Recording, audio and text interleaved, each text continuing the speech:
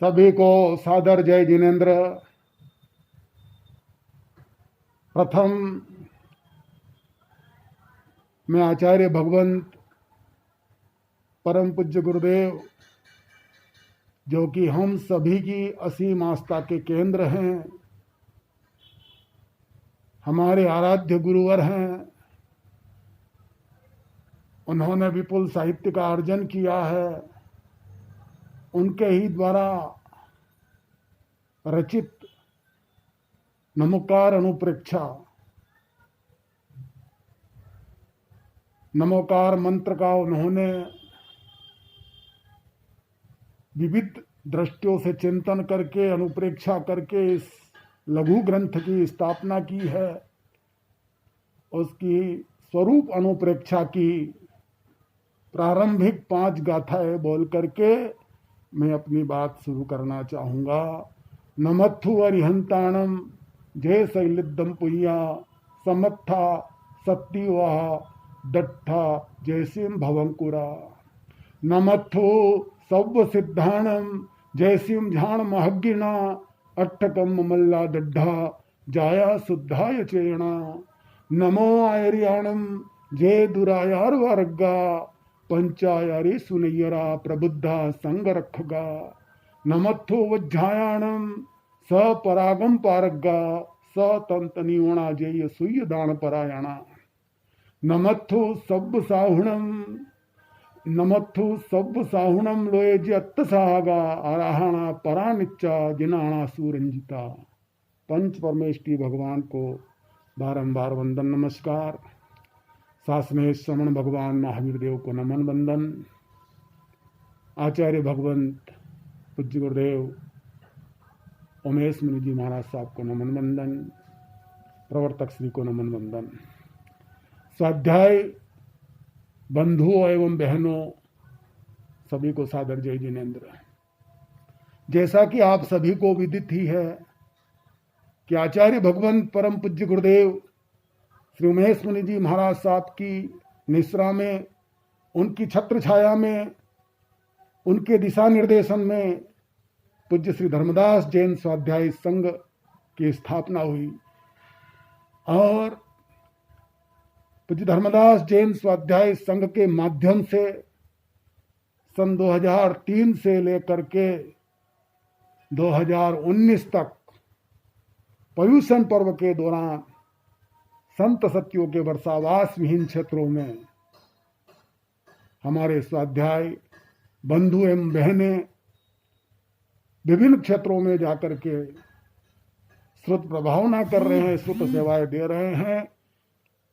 यह गति 2019 तक निर्विघ्न रूप से, निर्बाध रूप से चलती रही। 2020 का वर्ष कोविड-19 का वर्ष, कोरोना काल, जिसने सारे विश्व की व्यवस्थाओं को अव्यवस्थित किया,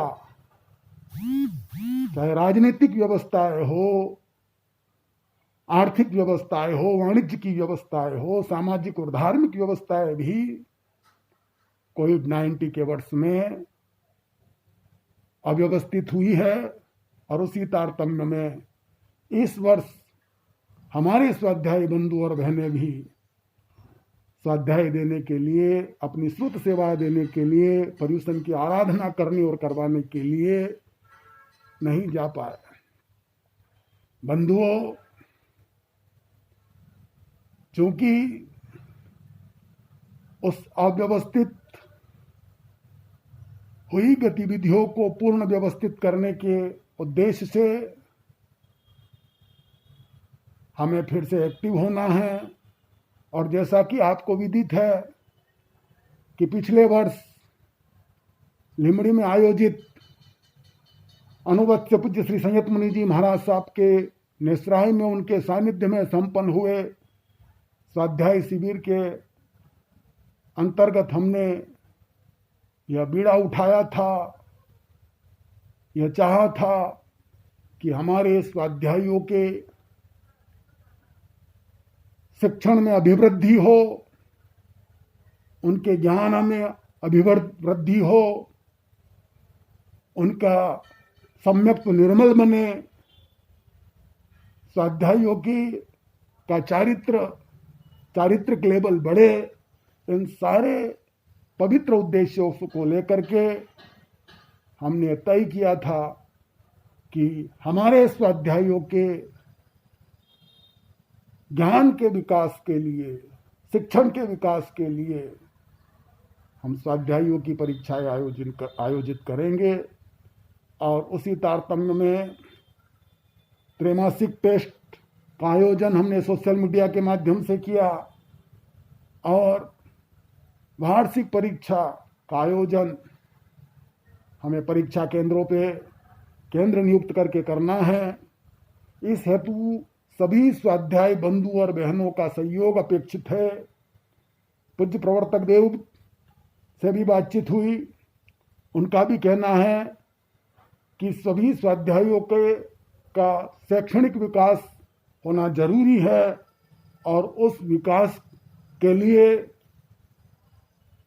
परीक्षा के जो पेपर बनाए जाएंगे संतों के द्वारा, महासतियों के द्वारा, उन पेपरों के माध्यम से परीक्षा दे करके वे अपने ज्ञान का विकास करें, अपनी श्रद्धा को निर्मल करें, जिससे अपनी परूपणा भी निर्मल बने, अपनी परूपणा में भी खामी नहीं आए। ऐसे पवित्र उद्देश्यों को लेकर के इस कार्य को आगे बढ़ाना है। आप सभी का सहयोग अपेक्षित है। बंधुओं, बहनों, आपको विदित ही होगा पिछले 3 वर्षों से हमारे धर्मदास गण के साधु संत एवं वैरागी भाई बहन, दीक्षार्थी भाई बहन की भी परीक्षा आयोजित हो रही है और अभी 1 सप्ताह पूर्व ही उस परीक्षा में सभी साधुओं ने, संतों ने रुचिपूर्वक भाग लिया, वो परीक्षाएं दी। जब हमारे साधु संत भी परीक्षा देने से नहीं हिचकिचाते हैं, परीक्षा देने में आगे बढ़ के आते हैं, तो हमें ये हिचकिचाहट क्यों? हम भी इस परीक्षा में बैठे हैं और परीक्षा का कोर्स कोई ज़्यादा कठिन नहीं है, कठिन है ही नहीं, बहुत सरल कोर्स हमने लिया है। क्योंकि पर्युषण महापर्व के दौरान विशेषकर अंतर्गत दशांग सूत्र का वांचन होता है और उसी अंतर्गत दशांग सूत्र के ऊपर गुरुदेव ने जो व्याख्यान दिए हैं, उन व्याख्यानों का संकलन अंतर्गत दशांग सूत्र के संदेश, उठो बढ़ो आदि ग्रंथों में संकलित है, व्याख्यान मालाओं में संकलित हैं। उठो बढ़ो पुस्तक में पूज्य गुरुदेव के थानला वर्षावास के दौरान दिए गए व्याख्यानों का संकलन है और उन्हीं संकलन में से थोड़ा सा संकलन भाग उठो बढ़ो के 3 प्रवचन, मात्र 8 प्रवचन है, उसमें से मात्र 3 प्रवचनों को हमें की स्टडी करना है। क्योंकि आचार्य भगवंत के प्रवचन आगम के अनुरूप थे, भव्य जीवों में श्रद्धा को परिपूर्ण करने वाले थे। तो उनके इन प्रवचनों का हम यदि अभ्यास करेंगे और उस प्रकार की परूपणा करेंगे तो हमारे स्वाध्याय संघ का स्तर भी बढ़ेगा, हमारे स्वाध्यायों का भी स्तर बढ़ेगा। तो इन सभी बातों को मद्देनजर रखते हुए उठो बढ़ो प्रवचन के 8 प्रवचनों में से मात्र 3 प्रवचनों का चयन किया गया है। धर्म की नींव, धर्म की राह और धर्म के साधक बाधक कारक। इन 3 प्रवचनों को अच्छी तरह से पढ़ना है और उनके ऊपर जो है छोटे छोटे ऑब्जेक्टिव प्रश्न निकाले जाएंगे, उनको हल करना है। इसी प्रकार पर्युषण पर्व के दौरान जाने वाले स्वाध्याय बंधु और बहन प्रतिक्रमण की आराधना विशेष रूप से करवाते हैं। और मैं आपको कहना चाहूँगा कि कई क्षेत्र ऐसे हैं जहाँ प्रतिक्रमण करने वाले भी नहीं हैं। ऐसे क्षेत्रों का भी हमें अनुभव है। हालोल जैसा क्षेत्र है, आष्टा जैसे क्षेत्र है, वहाँ पे पर्युषण पर्व के दौरान प्रतिक्रमण करवाने वाले की भी कमी है। तो उस कमी को पूर्ति करने के लिए भी वे स्वाध्यायों का आमंत्रित करते हैं। तो प्रतिक्रमण करने के लिए वे विशेष रूप से बुलाते हैं और हम उनको अंतर्गत दशांग सूत्र भी सुनाते हैं, व्याख्यान भी देते हैं, त्याग प्रत्याख्यान भी करवाते हैं। बहुत अच्छी बात है। तो उस प्रतिक्रमण में शुद्धि हो, सामायिक के पाठों में शुद्धि हो, तो उसके लिए भी इस वर्ष जो है सामायिक की विधि, मूल एवं अर्थ सहित संपूर्ण सामायिक पाठ। अभी इस वर्ष सिर्फ सामायिक का पाठ, जिसकी सामायिक की विधि क्या है, उसके मूल पाठों में इच्छाकारिणम का पाठ हो, दशुद्री का पाठ हो, लोगस का पाठ हो, नमुत्थुणम का पाठ हो, सामायिक पचकाने का पाठ, कनंग भंते का पाठ हो, हरिहंतो महादेव का पाठ हो, तो उन पाठों में कहीं हमारे मूल में तो मिस्टेक नहीं है। तो उस मूल की भूल को सुधारने के लिए, उसके अर्थ को समझने के लिए, उसकी विधि को सही विधि से करवाने के लिए सामायिक के पाठ को कंठस्थ करना, उसके अर्थ को समझना, उसकी विधि को समझना और उसके आधार पर परीक्षा देना कोई कठिन बात नहीं है।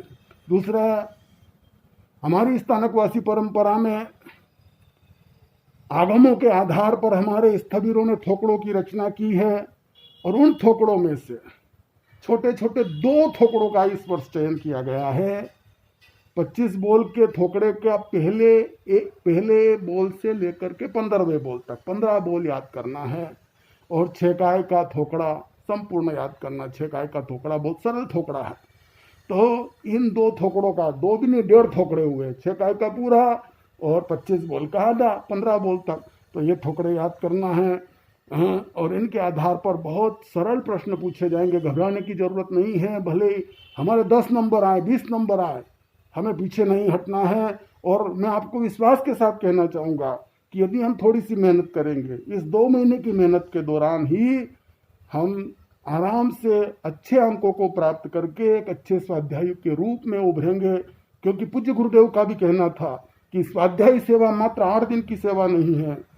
सच्चा स्वाध्यायी वह है जो वर्ष भर अभ्यास करता है, और उस वर्ष भर अभ्यास के लिए ही पाठ्यक्रम का चयन किया गया है, ताकि हम वर्ष भर अभ्यास करके अपने आप में निखार लाएं, अपने ज्ञान में निखार लाएं, अपनी श्रद्धा में निखार लाएं, अपने चरित्र में निखार लाएं। तो इन भावों को दृष्टिगत रखते हुए हमारे संत इतनी मेहनत करते हैं, वनुवस्य इतनी मेहनत करते हैं, प्रवर्तक श्री की इतनी प्रेरणा रहती है, गुरुदेव की इतनी प्रेरणा रहती थी।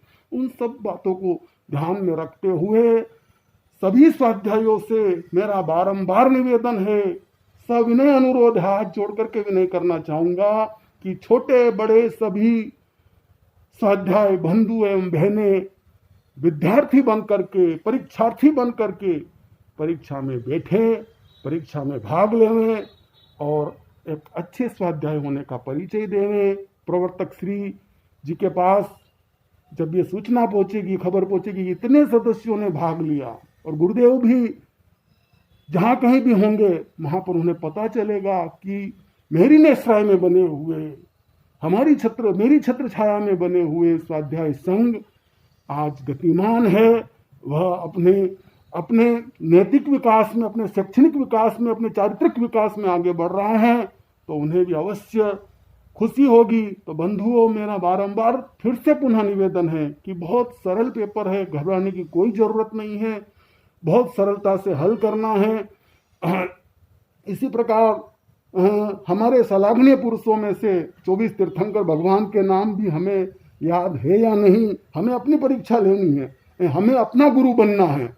गुरु पे हमारे पीछे नहीं पड़े रहेंगे हमको सुधारने के लिए। तो 24 तीर्थंकर भगवान के नाम, 11 गणधरों के नाम, 20 विहरमानों के और 16 सत्यों के नाम, तीर्थंकर, गणधर, विहरमान और सत्याजी, इन सलाघनीय पुरुषों में से इन 4 प्रकार के सलाघनीय पुरुषों के नाम कंठस्थ करना है, समझना है।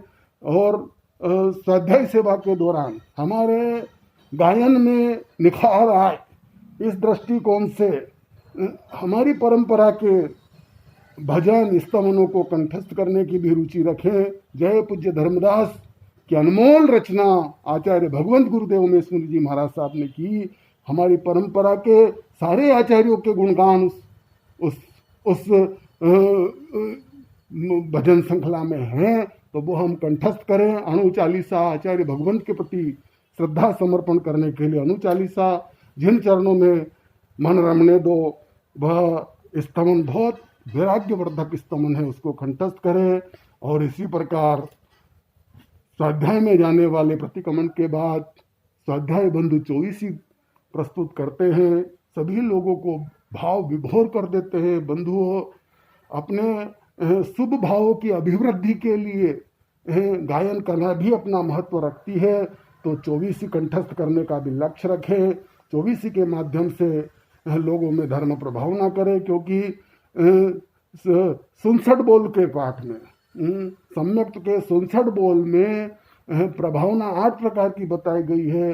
धर्म कथनी के द्वारा प्रभाव ना करे, कविता पाठ के द्वारा प्रभाव ना करे।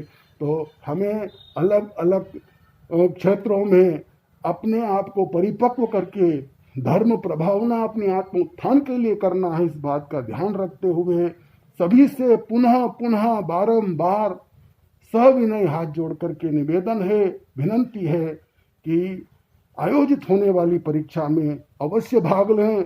और दूसरी बात कहना चाहूँगा कि परीक्षा दिसंबर में आयोजित होगी, जिसकी सूचना आप तक पहुंचा दी गई है। तो उस परीक्षा के अभ्यास के लिए अनुवश्य पूज्य श्री संयत मुनि जी महाराज साहब की नेसराय में नागदा जिला धार में 2 दिन का स्वाध्याय प्रशिक्षण शिविर रखा गया है। उस पाठ्यक्रम का अभ्यास करवाने के लिए जो भी पाठ्यक्रम हमने तय किया है उसका अभ्यास 2 दिन के अंदर गुरुदेव हमें कराएंगे।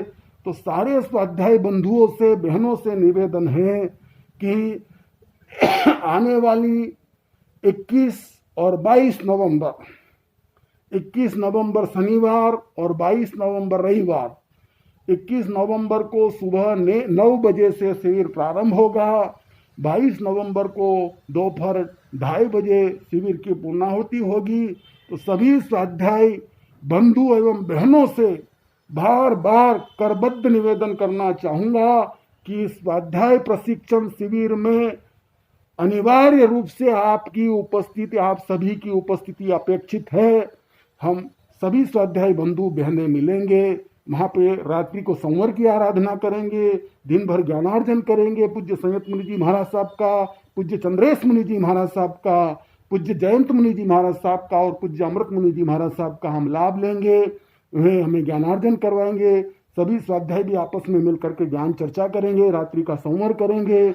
और दूसरे दिन 2:30 बजे बाद वहाँ स्थानीय संघ के द्वारा वहाँ के मास खमन के तपस्वी, आपको ये बताना चाहूँगा कि छोटे से नागदा धार के क्षेत्र में 8 मास खमन हुए हैं। उन मास खमन के तपस्वियों की अनुमोदना का कार्यक्रम संघ ने रखा हुआ है। तो जिसकी अनुकूलता हो वो शाम के उस कार्यक्रम में भी रुके, नहीं तो हमारा 1.5 दिन का शिविर है, 2:30 बजे समाप्त हो जाएगा। और इस 1.5 दिन का समय हमें अपने ज्ञान अर्जन के लिए, अपने ज्ञान की वृद्धि के लिए निकालना है। अवश्य निकाले, अवश्य पधारे। और दूसरा निवेदन यह भी करना चाहूँगा कि हमारे आने वाले स्वाध्यायों के लिए सभी जगह से आने के लिए वाहन की व्यवस्था भी स्वाध्याय संघ द्वारा की जाएगी। क्योंकि जैसे करई और बढ़वा जैसे निमाड़ के क्षेत्र है, तो वहाँ के स्वाध्याय मिल करके एक गाड़ी करके आ जाए, उसका पेमेंट हम स्वाध्याय संघ से कर देंगे। इसी प्रकार गुजरात के दाहोद, संजेली, लिमड़ी आदि के स्वाध्याय मिल करके एक गाड़ी वहाँ से कर ले। थानला, मेघनगर, झाबुआ से मिल करके एक गाड़ी कर ली जाएगी। कुशलगढ़ और बांसवाड़ा से मिल करके एक गाड़ी कर लें। इसी प्रकार देवास से आने वाले, शाजापुर से आने वाले स्वाध्याय बंधु बहनें सभी जो है कि जिस किसी भी सुविधा से आएंगे तो उसका पेमेंट हम स्वाध्याय संघ से करेंगे। क्योंकि स्वाध्याय संघ में फंड आता है और विभिन्न क्षेत्रों में स्वाध्याय के लिए जाने वाले स्वाध्यायियों को इसीलिए वहाँ के क्षेत्र के लोग अपनी सहयोग राशि देते हैं कि स्वाध्यायों के शैक्षणिक विकास हो, उनका नैतिक विकास हो, उनका चारित्रिक विकास हो। और इन सभी बातों को मद्देनजर रखते हुए आपसे विनम्र अनुरोध है कि रुचिपूर्वक पूरी लगन से इस कार्य में सहभागिता देवें। सभी अवश्य रूप से पधारें। आप सभी का स्वागत है। हम सभी मिलेंगे, स्वाध्यायों का एक मिलन समारोह भी हो जाएगा, पूज्य गुरुदेव का लाभ भी मिलेगा और हमारे आने वाली परीक्षा के लिए हमारा जो है कि अभ्यास भी हो जाएगा। तो इन सभी बातों को मद्देनजर रखते हुए पुनः पुनः आप सभी से निवेदन है, अवश्य पधारे, अवश्य पधारे। जय गुरु महेश, धन्यवाद।